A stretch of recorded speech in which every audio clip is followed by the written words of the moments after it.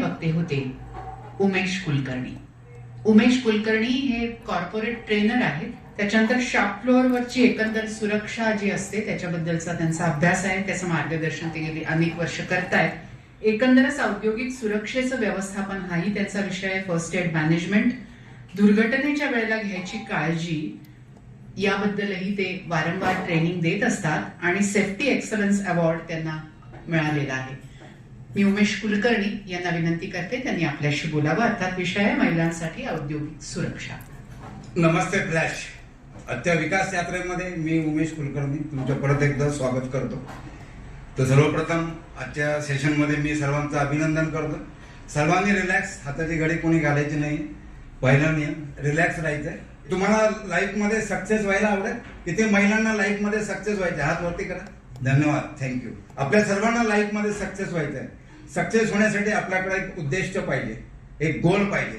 जे गोल मी जेव्हा तुमच्या कंपनीमध्ये आलो तेव्हा मी बघितलं की भिंतीवरती बऱ्याच ठिकाणी सरांनी गोल लिहिलेले. पहिला गोल मला दिसला की 0 अपघात. बरोबर आहे? टीपीएम प्रॅक्टिसिंग कंपनी आहे. पहिला गोल काय? 0 अपघात. कंपनीमधले अपघात 0 झाले पाहिजे. दुसरा गोल आहे 0 डिफेक्ट, 0 ब्रेकडाऊन, 0 वेस्टेज आणि 0 लॉसेस. तर सरांनी पहिला गोल हा जो 0 अपघात घेतलेला आहे. तो का घेतलेला आहे? कारण आपण जे इंडस्ट्रीमध्ये काम करतो, मशीनचा एखादा स्पेअर पार्ट तुटला तर बदलता येईल का? Yes, yes or no? आपला एखादा स्पेअर पार्ट तुटला तर बदलता येईल, वेल्डिंग करता येईल, ब्रेकिंग करता येईल. शिफ्ट संपल्यानंतर जेव्हा तुम्ही गेटवर जाता तेव्हा चेक करता की सगळे स्पेअर पार्ट आपल्यासोबत आहेत का, काही मशीनवरती विसरलेलं असं काही आहे. इव्हन आपल्याला आपल्या शरीरामध्ये किती स्पेअर पार्ट्स आहेत त्याचं नॉलेज आपल्याला नाही. 2001 मध्ये जेव्हा आलो तेव्हा महिला क्वालिटी डिपार्टमेंट मध्ये असायच्या, इन्स्पेक्शन मध्ये असायच्या, पॅकेजिंग मध्ये असायच्या, हाऊसकीपिंग मध्ये असायच्या आणि ऑफिस मध्ये असायच्या. आज बऱ्याच ज्या अशा कंपन्या आहेत, फ्लॅश इलेक्ट्रॉनिक्स आहे, मिंडा कॉर्पोरेशन आहे, कोजिमी प्रिसिजन कॉम्पोनंट्स आहे, चाकणमध्ये, ज्या ठिकाणी महिला आज मशीनवरती काम करतायत, असेंब्लीमध्ये काम करतायत, ते स्वतःला लीड करतायत. आणि सक्सेस होण्यासाठी इंडस्ट्रीमध्ये कोपल थेरी मी नेहमी सांगत असतो की नॉलेज, ओनरशिप, पॅशन आणि सेल्फ लिडरशिप. की पुरुष हा स्वतःला लीड करत असतो, पण महिला ज्या असतात त्या पूर्ण घराला, समाजाला आणि फॅमिलीला लीड करत असतात. बॅलन्स लाईफ जेव्हा आपण म्हणतो तेव्हा बॅलन्स लाईफ मध्ये जास्त योगदान महिलांचं असतं. तर सकाळी मॅडम बऱ्याच वेळेस 5 वाजता शिफ्ट चालू होते, 4 वाजता महिलांना उठावं लागतं, स्वतःचा डबा टिफिन करावं लागतं, मुलांचा डबा, हे सगळं मॅनेज करून तुम्ही जेव्हा कंपनीमध्ये येता तेव्हा मशीनमध्ये काम करत असताना जी कोपल थेरी आहे, तुम्ही जर डायरी आणली असेल तर लिहून घ्या. KOPL theory, knowledge, ownership, passion and leadership, ही जी थेरी आपल्याला सक्सेस कडे घेऊन जाईल. की कंपनीमध्ये काम करत असताना मला सक्सेस व्हायचंय. आणि 90% ज्या महिला आहेत, आपण जेव्हा इंडस्ट्रीमध्ये कामाला येतो तेव्हा काही महिला पॅशनेट असतात आणि काही महिलांना आपल्या संसारामध्ये आर्थिक सपोर्ट क्रिएट करायचा असतो. त्यासाठी आपण काम करतो. शक्यतो महिला काम करतात त्या ठिकाणी मला शक्यतो जास्त रिजेक्शन किंवा प्रोडक्शन लॉस अशा गोष्टी मिळालेल्या नाहीत. त्यामुळे महिलांची कार्यक्षमता इंडस्ट्रीमध्ये ही कंपॅरेटिव्हली पुरुषापेक्षा जास्त आहे, कारण त्यांचा फोकस कामावरती जास्त असतो. म्हणून बऱ्याच कंपन्यांमध्ये आज क्वालिटी डिपार्टमेंट असेल किंवा आयचे हा जो कन्सेप्ट आहे, सातत्याने त्या ठिकाणी जाणून बुजून महिलांना लिडरशिप, सेल्फ लिडरशिप दिली गेलेली आहे. द नॉलेज मध्ये सगळ्यात पहिल्यांदा काय की तुम्ही ज्या मशीनवर काम करतायत, इलेक्ट्रॉनिक इंडस्ट्रीमध्ये काम करतायत, तर त्याचे ASD नॉर्म्स काय आहेत. की मला काम करत असताना माझं टास्क पूर्ण करायचं आहे आणि हे टास्क पूर्ण करत असताना मला स्वतःची आणि प्रोडक्टची काळजी घ्यायची. आपल्या ESD युनिटमध्ये आपण ESD कॅप वापरतो, ESD स्लीपर वापरतो, ॲप्रॉन वापरतो. त्याच्या पाठीमागे काय उद्देश आहे? प्रॉडक्टची सेफ्टी आणि स्वतःची सेफ्टी. कंपनीचे सुरक्षिततेचे नियम आपल्या स्वतःसाठी, कारण शरीर हे आपलं आहे. ज्या मशीनवर आपण काम करतोय, प्रेस मशीन असेल, असेंब्ली मशीन असेल किंवा जे काही काम करतोय त्या कामाच्या रिलेटेड नॉलेज असणं आपल्याला आवश्यक आहे. प्रोसेसमध्ये आपण काम करत असताना सगळ्यात महत्वाचं आहे की मॅन किंवा फिमेल, मग आपल्या रिलेटेड कुठले सुरक्षिततेचे साधने आहेत. PPE मॅट्रिक्स ज्याला आपण म्हणतो पर्सनल प्रोटेक्शन. आणि ऑटोमॅटिक युनिटमध्ये आपण दुसऱ्या जर गेलो तर प्रेस मशीनवरती महिला काम करतात, ज्या ठिकाणी रोटेटिंग पार्ट आहेत प्रेस मशीनमध्ये, अप अँड डाऊन होणारे पार्ट्स आहेत. तुमच्या कंपनीमध्ये कन्व्हेअर आहे, कन्व्हेअरमध्ये पुले आहेत, चेन कन्व्हेअर आहे जो कंटिन्युअसली रोटेट होत असतो. आपण जेव्हा मशीनमध्ये काम करतोय तिथं जो हजार्ड आहे, धोका आहे, एखादा रोटेटिंग पार्ट आहे किंवा कन्व्हेअर आहे, चेन आहे, प्रेस मशीनमध्ये तुमचा जो आर्म असतो, रॅम अप अँड डाऊन होत असतो कंटिन्युअसली, तो धोका आहे. हा धोक्यामध्ये रिस्क कधी लो असते, कधी हाय असते, कधी मिडियम असते. ज्या ठिकाणी रिस्क लो असते त्या ठिकाणी आपण पीपीई वापरतो, आणि ज्या ठिकाणी रिस्क आहे तर तुमच्या प्रेस मशीन मध्ये कर्टन्स आहेत, सेफ्टी कर्टन आहेत. प्रेस मशीन मध्ये ऑटोमॅटिक युनिट मध्ये सेफ्टी कर्टन आहेत, सेफ्टी सेन्सर आहेत, इमर्जन्सी स्विच आहे. करेक्ट. ही जी सगळी जी साधनं आहेत, काही साधनं मशीन मध्ये इनबिल्ट आहेत, पण प्रत्येक हजार्ड जो आहे त्या प्रत्येक हजार्डला काही वेळेस इंजिनिअरिंग कंट्रोल नसतात. त्यावेळेस आपल्याला तिथं मनाचा ब्रेक वापरावा लागतो. शरीर माझं आहे, मनात काम करत असताना माझा पूर्ण फोकस हा कामावरती पाहिजे. काम करत असताना तुम्ही तुमचे हात वापरता, पाय वापरता फुसफुससाठी, आणि डोळे आपण वापरता. हे 3 इंद्रिय आहेत. त्या 3 इंद्रियाचा संपर्क मनाशी झालेला असतो. हा ट्रायंगल आहे.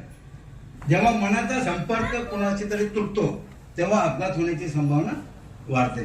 चाकण एमआयडीसी मध्ये मी बघितलेलं आहे की तिथं जे होणारे अपघात आहेत, मायनर अपघात, यांचं जे प्रमाण आहे दुपारी 1:30 ते 2:30 दरम्यान का होतात सांगता येईल कुणाला? कारण यावेळेस स्कूल बस येण्याची वेळ झालेली असते, मोबाईल तुमच्याकडे नाही, तुम्ही प्रेस मशीनवर काम करताय, पण 2 वाजता तुमचं लक्ष कुठं असतं? मुलगा उतरला का नाही, तो त्याने रोड क्रॉस केलाय का, सासूबाई त्याला घरी घेऊन गेलाय का, मग त्यांनी काय खाल्लेलं आहे, असे अनेक विचार मनामध्ये चालू असतात. तो हा एक सेफ्टीचा ट्रायंगल आहे. ज्यावेळेस मनाचा हाताशी, डोळ्यांशी आणि पायाशी संपर्क तुटतो तेव्हा एखादी छोटीशी इन्सिडंट किंवा छोटासा अपघात, इंजुरी होण्याची शक्यता असते. घर मॅनेज करून तुम्ही कंपनीत येता, कंपनीमध्ये येता तेव्हा पूर्ण फोकस तुमचा हा तुमच्या कामावरती असतो, तुमच्या टास्कवरती असतो. नॉलेज, ओनरशिप मी बघितलेलं गेल्या अनेक 30 वर्षांमध्ये पुरुषांच्या कंपॅरेटिव्हली महिलांमध्ये ओनरशिप जास्त असते. त्या पॅशनेट असतात. रिजेक्शनचं प्रमाण सुद्धा बघा आपण, ज्या ठिकाणी महिला काम करतात त्या ठिकाणी अपघाताचं प्रमाण कमी आहे, रिजेक्शनचं प्रमाण कमी, वेस्टेज आणि लॉसेसचं प्रमाण कमी. कारण महिलांना एकदा सांगितल्यानंतर परत परत सांगण्याची आवश्यकता शक्यतो पडत नाही. तुम्हाला पर्सनल प्रोटेक्शन इक्विपमेंटचं नॉलेज पाहिजे, सेफ्टी रूल्सचं नॉलेज पाहिजे, की हातामध्ये अंगठी असेल तर काय होईल, बँगल्स बांगड्या असेल तर काय होईल. कंपनीमध्ये जेव्हा मी कामाला येतोय तेव्हा माझ्या इमोशन्स मला कंपनीच्या गेटच्या बाहेर ठेवायच्यात. इंडस्ट्रीमध्ये शक्यतो फार कमी महिला अशा असतात, कुणाचा वाढदिवस असेल तर साडीवर येतात, त्या दिवशी असेल तर त्या दिवशी ॲप्रॉन घातला पाहिजे किंवा जास्त काळजी आपण घेतली पाहिजे. मॅन आहे, मशीन आहे, मशीनची पूर्ण माहिती पाहिजे. मशीनमध्ये सेफ्टी इंटरलॉक कुठले दिलेले, ते इंटरलॉक फेल झाले तर काय होतील त्याच्याविषयी आपली जागरूकता पाहिजे, की सेफ्टी कर्सन काम करतायत का, सेफ्टी सेन्सर काम करतायत का, किंवा तुम्ही जो कॅप घातलेली ESD कॅप ती कॅप बरोबर काम करते का, इलेक्ट्रोस्टॅटिक डिस्चार्ज जो जनरेट होणार आहे तो ग्राउंडला जातोय किंवा नाही जातो. ही सेफ्टी फार महत्वाची आहे आणि आपण काम करत असताना नेहमी जागरूक राहिलं पाहिजे. कारण मनाचा आणि हाताचा, पायाचा आणि डोळ्यांचा जो संपर्क आहे तो आपल्याला 8 तास तुटू द्यायचा नाही. पॅशनेट म्हणजे काय, की मी काम करत असताना माझ्या कामामध्ये 0 एरर होतील, चुका 0 होतील, अपघात 0 होतील, ब्रेकडाऊन 0 होतील, वेस्टेज 0 होईल. हे माझी पॅशनेट आहे. नॉलेज, ओनरशिप, पॅशनेट तुम्ही झाला की then we will move towards self leadership. एक आपल्यामध्ये स्वनेतृत्व करण्याची आपली क्षमता हळूहळू वाढायला लागेल. आणि विकास यात्रेचा उद्देश तोच आहे. आपण बऱ्याच वेळेस गेल्या वेळेस इंडस्ट्रीमध्ये पण फेरी काढली होती महिलांच्या दिना त्यावेळेस, की वुमन्स एम्पॉवरमेंट, महिलांना सक्षमीकरणाकडे घेऊन जायचं आहे. कारण पुरुषापेक्षा लिडरशिप, चांगले लिडरशिप देण्याची क्षमता आजच्या महिलेमध्ये आहे. घरामध्ये सुद्धा आग लागू शकते, कंपनीमध्ये आग लागू नये म्हणून फायर एक्सटिंग्विशर आहे. की आपण काम करत असताना 2 गोष्टी आहेत, की आपल्या शॉप फ्लोअरमध्ये आग लागण्याची संभावना कुठं आहे त्या ठिकाणी आपलं लक्ष पाहिजे. कुठली ॲबनॉर्मॅलिटी असेल, एखादी अनसेफ कंडिशन असेल किंवा एखादी अनसेफ ऍक्ट असेल तर इमिजिएटली सरांना किंवा सुपरवायझरना, लाईन लिडरला आपण हायलाईट केलं पाहिजे. त्यामुळे काय होईल, एखादी मोठी संभावना आपल्याला टाळता येईल. प्रिव्हेन्शन मोडमध्ये आपल्याला काम करता येईल. 0 ऍक्सिडेंट होण्यासाठी काय करणं आवश्यक आहे? 0 ऍक्सिडेंटसाठी अनसेफ कंडिशन कंपनीला 0 पाहिजे. मशीन असेल, तुमच्या कामाची जागा असेल, स्टेअरकेस असेल, कन्व्हेअर असेल, मटेरियल मुवमेंट तुम्ही करत असाल, अनसेफ कंडिशन 0 पाहिजे, अनसेफ ऍक्ट 0 पाहिजे. अनसेफ क्रिया महिलांकडून किंवा अजून तुम्हाला असं वाटतं की कुठले मेल ऑपरेटर आहेत त्यांच्याकडून काही चुकी